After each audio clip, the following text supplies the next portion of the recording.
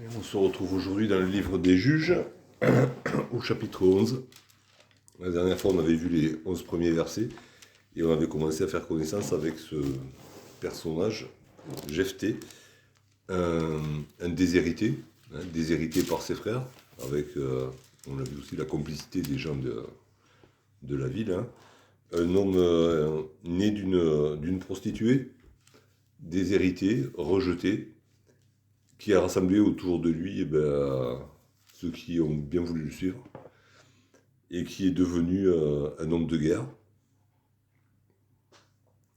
qui a été sollicité donc par les chefs de Galad pour faire face à l'invasion des Ammonites. Lesquels Ammonites avaient déjà envahi la Transjordanie et s'étaient permis de traverser le Jourdain au bout de quelques années pour venir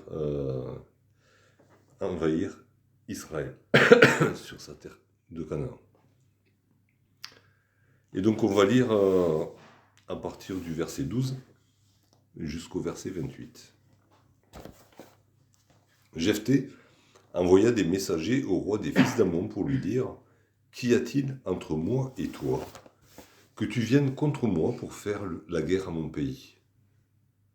Le roi des fils d'Ammon répondit aux messagers de Jephthé : C'est qu'Israël, quand il est monté d'Égypte, s'est emparé de mon pays, depuis l'Arnon jusqu'au Jabbok et au Jourdain. Rends-le-moi maintenant de bon gré. Jephthé envoya de nouveau des messagers au roi des fils d'Ammon pour lui dire : Ainsi parle Jephthé. Israël ne s'est point emparé du pays de Moab, ni du pays des fils d'Ammon, car lorsqu'Israël est monté d'Égypte, il a marché dans le désert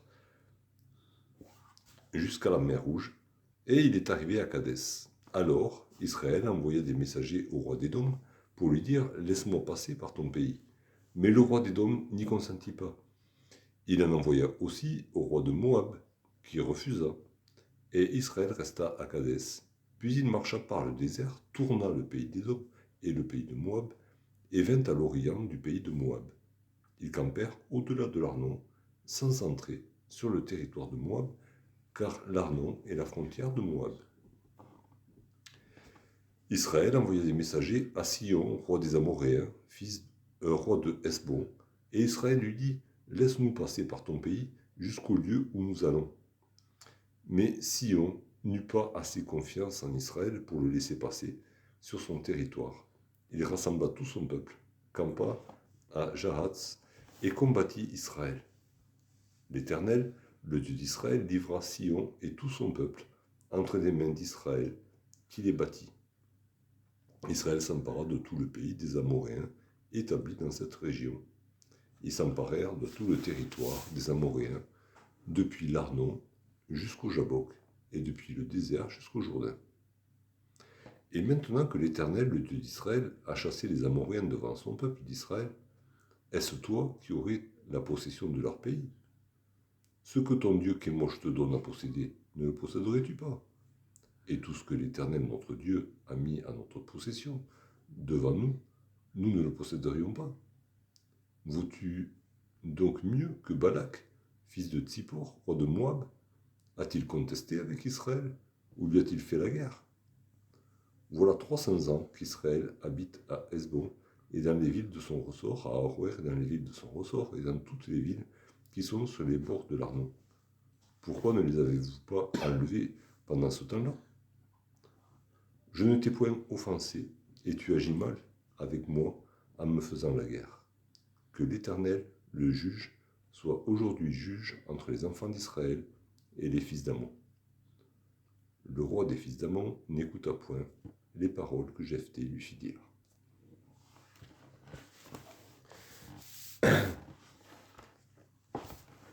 Donc les deux camps, campent à quelques distances, face à face. Les fils d'Ammon ont traversé le Jourdain, et les gens de Galad, avec d'autres Israélites, sont rassemblés à Mitzpah, où ils ont nommé Jephthé chef de leurs troupes pour mener la guerre. Et Jephthé, avant de se lancer dans la bataille, fait le choix d'envoyer une ambassade au roi des Ammonites pour, si possible, éviter le conflit. Alors c'est pas que Jephthé n'a pas foi en la présence de Dieu à ses côtés, il n'a pas foi dans le fait que Dieu va les aider à être victorieux, mais c'est un chef attentif à ses subordonnés, et il sait ce que coûte la guerre. C'est un homme de guerre. C'est pas un va-t-en-guerre, hein, c'est un chef qui a su mener ses troupes au succès, et qui du coup sait quel est le prix de la guerre. Et il veut, dans la mesure du possible, protéger ses frères qui sont là. Donc c'est pas par manque de foi, c'est par amour pour les frères. Et c'est dans une grande sagesse qui commence par envoyer une ambassade, et il en enverra une deuxième. Hein. D'abord c'est pour avoir une question, et puis après c'est pour répondre. Mais voilà, il y met les moyens. Il y met les moyens. Et ce passage peut être l'illustration de ce que Paul enseigne dans l'Épître aux Romains, au chapitre 12.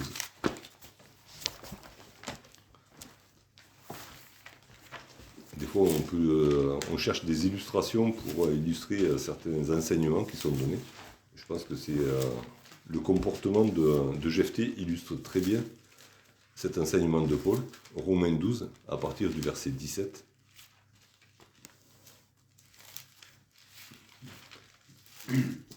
Ne rendez à personne le mal pour le mal. Recherchez ce qui est bien devant tous les hommes. S'il est possible, autant que cela dépend de vous, soyez en paix avec tous les hommes. Ne vous vengez point vous-même, bien-aimés, mais laissez agir la colère, car il est écrit « À moi la vengeance, à moi la rétribution », dit le Seigneur. Mais si ton ennemi a faim, donne-lui à manger, s'il a soif, donne-lui à boire, car en agissant ainsi, tu amasseras des charbons ardents sur sa tête. Ne te laisse pas vaincre par le mal, mais surmonte le mal par le bien. Alors oui, au centre de cet enseignement, il y a ce verset qui est connu, hein, s'il est possible, autant que cela dépend de vous, soyez en paix avec tous les hommes. Mais il y a tout ce qui est autour de ce verset, et Jephthé applique cet enseignement à la lettre. Il va faire tout son possible pour éviter le conflit. Pour mettre fin au conflit, parce qu'en fait, le conflit a déjà commencé. Hein. C'est les Ammonites qui ont commencé. Et c'est pas d'hier. Hein, ça fait des années qu'ils ont commencé le conflit et qu'ils veulent le propager encore plus loin. Donc voilà, Jephthé, animé par la sagesse de Dieu, essaye d'éviter la guerre. Et on voit, dans sa manière de parler, on voit quand même qui est Jephthé. Quand il parle au roi des Ammonites, ou quand il fait parler au roi des Ammonites, voilà, il dit, qu'y a-t-il entre moi et toi? S'ils étaient face à face, il lui parlerait les yeux dans les yeux. Il parle pratiquement d'égal à égal. Alors, parce que d'un côté, il a l'expérience de la guerre, de l'autre côté, il a été investi pour être le chef de la troupe d'Israël. Donc, il n'a pas de sentiment d'infériorité, d'autant plus qu'il s'appuie aussi sur l'Éternel. Donc, face au roi des Ammonites, ça se passe entre le roi et lui. Hein, c'est quelque chose, voilà, ils se parlent d'égal à égal. Et parce qu'il a sa réputation et parce qu'il a sa foi. Et en même temps, il s'identifie au peuple, à son peuple. Malgré le fait qu'il ait été rejeté pendant un temps, il s'identifie à son peuple. Parce qu'il dit, qu'y a-t-il entre toi, moi et toi pour que tu viennes faire la guerre à mon pays? Donc vraiment, en tant que chef, il s'identifie à son peuple. Le conflit qui a démarré entre les Ammonites et les Israélites le concerne lui personnellement. Même si il a été rejeté pendant un certain temps par ce peuple. Et le roi répond, alors là c'est impressionnant, le culot du roi des Ammonites. Il dit, en fait, tout a commencé à cause d'Israël. Hein, c'est Israël qui s'est emparé de mon pays. Il y a fort longtemps déjà, mais il s'est emparé de mon pays. Ça, c'est une chose qu'il dit. Et d'autre part, il dit un truc encore plus énorme, rends-le-moi de bon gré. Et le mot qui est traduit par de bon gré, c'est shalom. Rends-le-moi paisiblement. Alors que ça fait des années qu'il fait la guerre, il ose parler de paix. Hein. Alors déjà, le fait qu'il a, de but en blanc, il dit, voilà, c'est Israël qui a commencé la guerre et qui m'a spolié de mon pays. Bon, historiquement, il faut savoir que cette région-là, donc, qui est au nord de Moab, elle a été pendant un certain temps sous la domination de Moab. Ok. Quand les Israélites sont arrivés, ils se sont confrontés à des Amoréens qui s'étaient soulevés contre Moab et qui avaient repris la possession de leur territoire. Et donc, on le verra un peu plus loin, c'était une affaire entre Israël et les Amoréens. Sauf que plus tard, sont arrivés les Ammonites qui ont soumis les Moabites. Ils ont envahi Moab. Et du coup, cette région, alors ils se cachent derrière un prétexte fallacieux pour dire, ben voilà, cette région ayant appartenu à Moab, ben je peux la revendiquer. Sauf que dans le temps, ça concorde pas. Enfin, c'est en comparaison, j'ai essayé de trouver une comparaison. C'est un petit peu comme si les Allemands, en 1940, quand ils ont envahi la France, ils s'étaient adressés au Canada pour leur dire donnez-nous Québec, parce que c'était une colonie française il y a 300 ans. C'est un peu dans le même goût. Hein. L'énormité, elle est un peu comme ça. Donc voilà, ils balancent ça comme ça, c'est Israël qui a commencé, alors qu'il y a. Enfin voilà. Après, bon, les territoires ont toujours changé de main, hein, au gré des guerres, mais la justification, elle est nulle, complètement. Et puis à ce côté-là aussi, je veux la paix. Hein. On va faire la paix et tu me laisses ça. Quoi. Une fois que je me suis servi de manière, on peut faire la paix. Il y a ce psaume 28, il est question justement de ces gens-là, hein, qui parlent de paix. Psaume 28.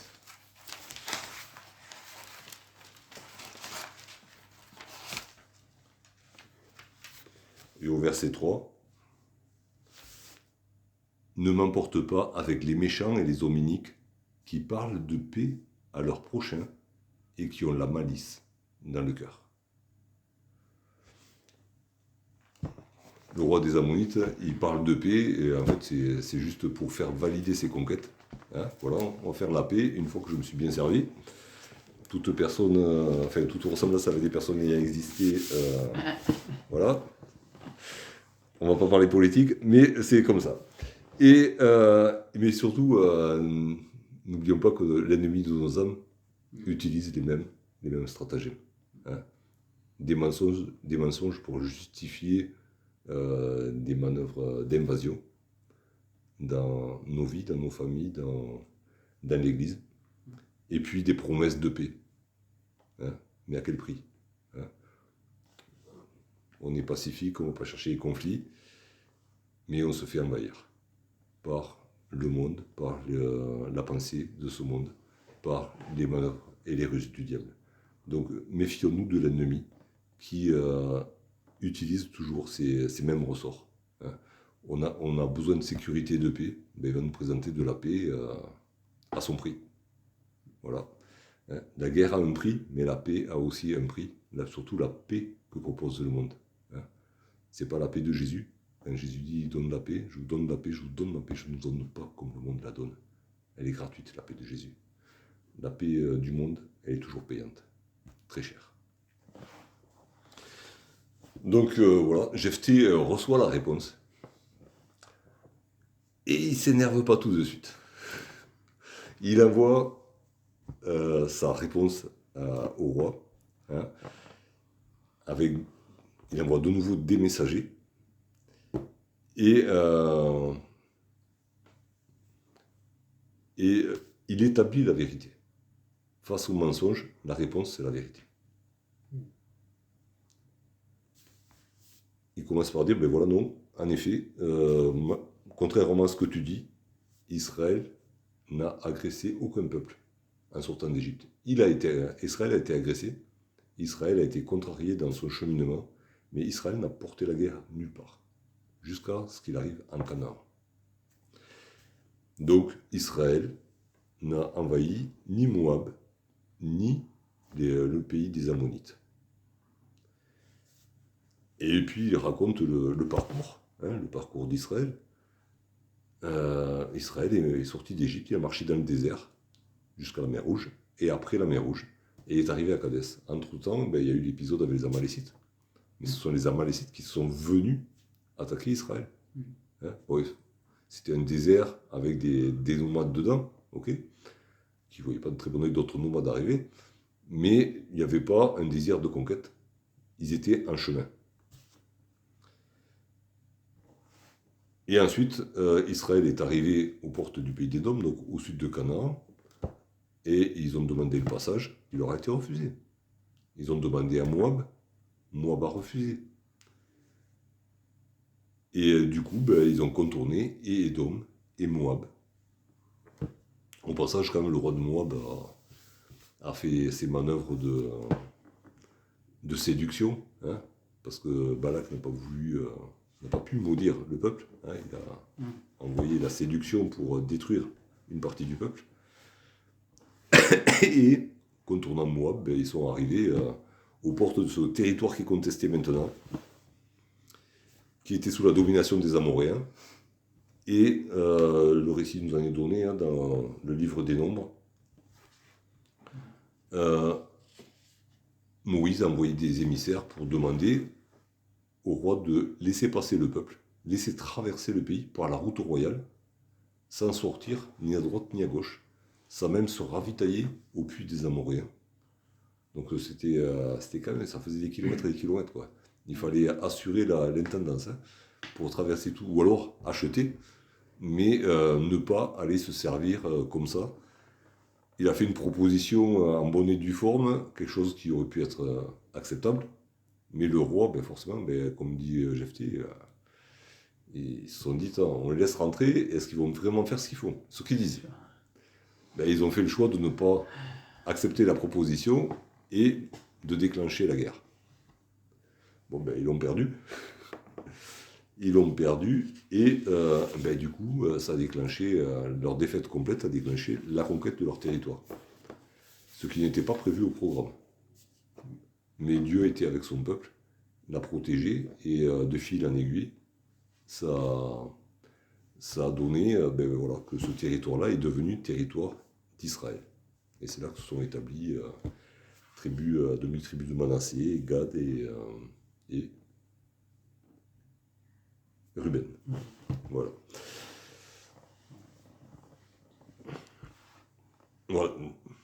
Donc, Jephthé prend le temps de faire expliquer à cet ammonite le déroulement des choses telles qu'elles se sont passées.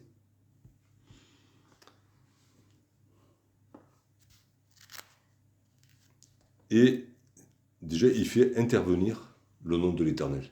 Il ne dit pas c'est Israël qui a battu Sion, roi des Amoréens, c'est Dieu qui l'a livré entre les mains d'Israël.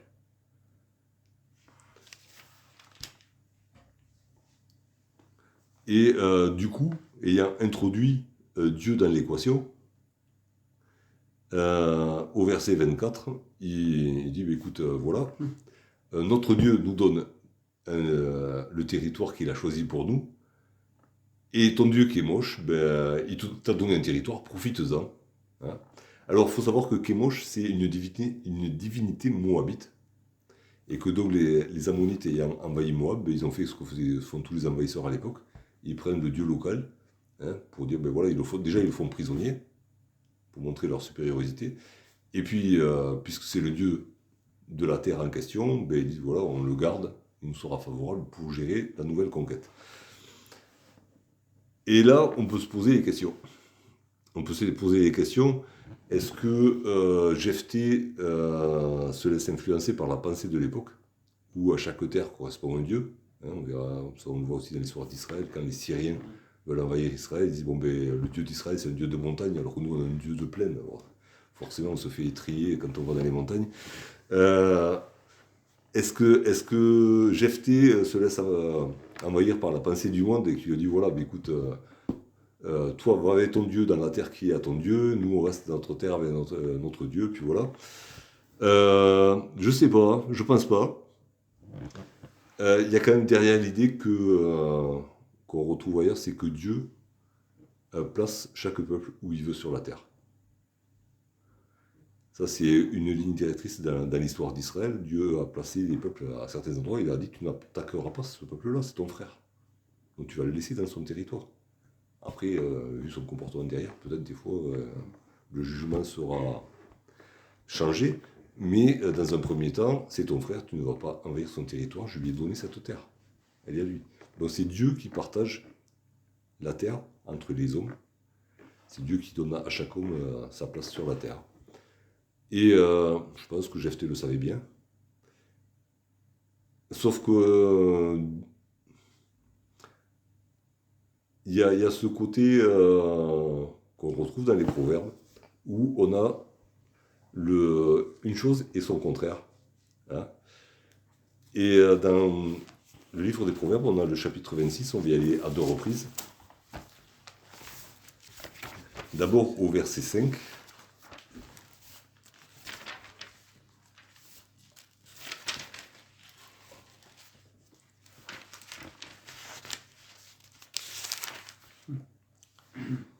Où il est écrit « Réponds à l'insensé selon sa folie, afin qu'il ne se regarde pas comme sage. » Et en lui disant, ben voilà, profite de la terre que ton Dieu t'a donnée, Jephthé répond à l'insensé, c'est-à-dire à celui qui ne croit pas en l'Éternel, selon sa folie.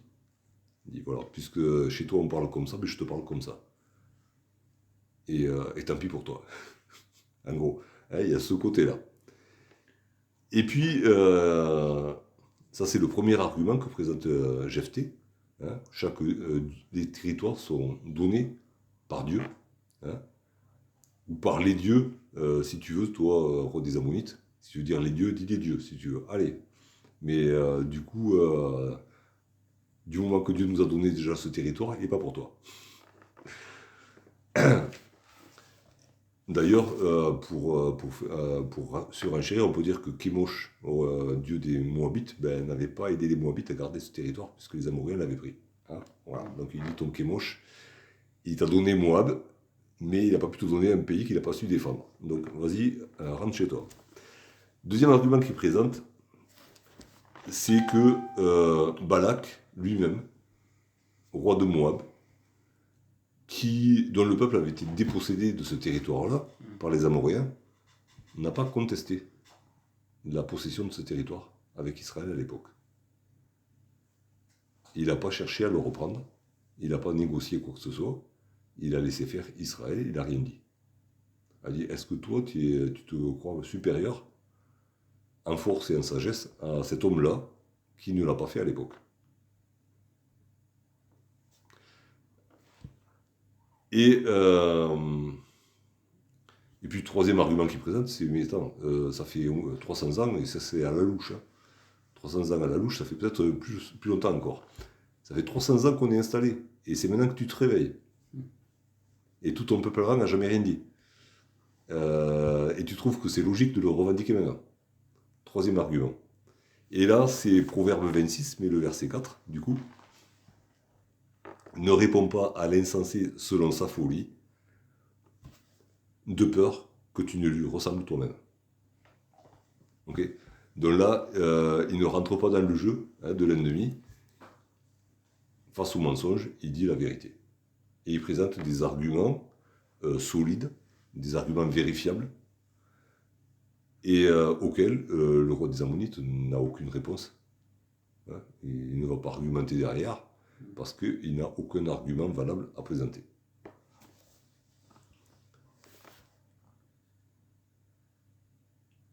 Et ensuite, il en revient à ce qu'il avait dit au début. Hein, il est personnellement concerné par l'affaire. Je n'étais point offensé.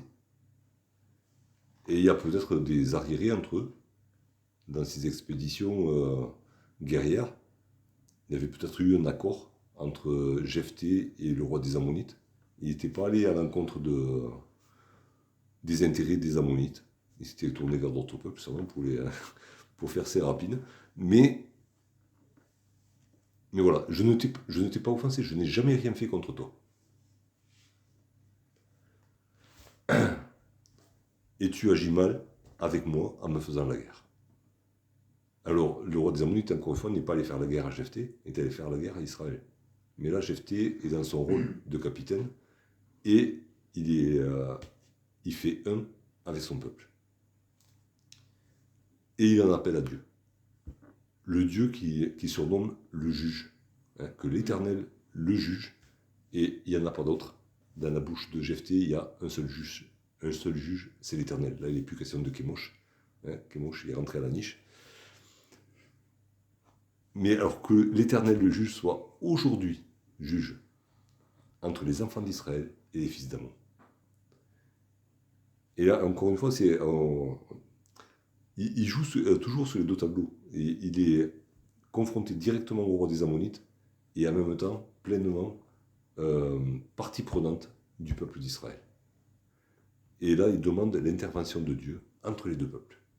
Et il a pleine confiance que Dieu va juger justement. C'est la conclusion de l'ambassade de Jephthé pour essayer de régler les choses pacifiquement. Peine perdue, mais Jephthé l'a fait quand même. Le roi des fils d'Ammon n'écouta point les paroles que Jephthé lui fit dire. Il aurait pu éviter la guerre, il aurait pu éviter la défaite, il aurait pu éviter l'humiliation. Jephthé lui a présenté tout ça sur un plateau. Il a eu le flair play de lui proposer ça. Et l'autre a refusé. Après, voilà, c'est Dieu qui est juge. Entre la sagesse qu'a exprimée Jephthé et l'obstination des Ammonites. Alors oui, ce passage, c'est vraiment pour moi une illustration de ce qu'on a lu dans Romains 12. Pour autant que ça dépend de nous, soyons en paix avec tous les hommes. Mais ce n'est pas une raison pour s'adapter aux mensonges du monde. Ce n'est pas une raison pour baisser pavillon et adopter un pavillon de complaisance pour naviguer dans ce monde. Jephthé dit les choses clairement, il dit la vérité, il établit la vérité, il dit les choses en face, il en appelle à Dieu. Et ensuite, il laisse décider l'ennemi en face. C'est l'ennemi qui a le choix de la décision. Ce n'est pas Jephthé qui décide d'aller au conflit, c'est l'ennemi qui décidera. Dans la gestion des conflits, quels qu'ils soient, c'est un grand exemple. Et cette main tendue de Jephthé, elle nous rappelle la main tendue, encore mieux tendue, de Jésus-Christ. Lui qui a été rejeté, lui qui a été humilié, déshérité sur sa propre terre. Il a tendu la main tout le jour et dit à un peuple rebelle. Il y en a qui ont accepté cette main tendue, il y en a qui l'ont rejetée. Mais ceux qui l'ont rejeté, ils choisissent eux-mêmes leur jugement. Hein. Celui qui n'a pas le Fils n'a pas la vie. C'est la parole, le refus qu'on peut avoir de Jésus qui va nous juger. Ce sont les propres paroles de chacun qui nous jugeront. Jésus n'a même pas présente la vie et la mort. À nous de choisir. Et c'est vraiment, voilà, dans ce sens-là, Jephthé est une figure de Jésus qui présente la paix à celui qui veut faire la guerre. Alors à l'exemple de Jésus, à l'exemple de Jephthé, soyons aussi de ceux qui tendent la main tout en disant la vérité.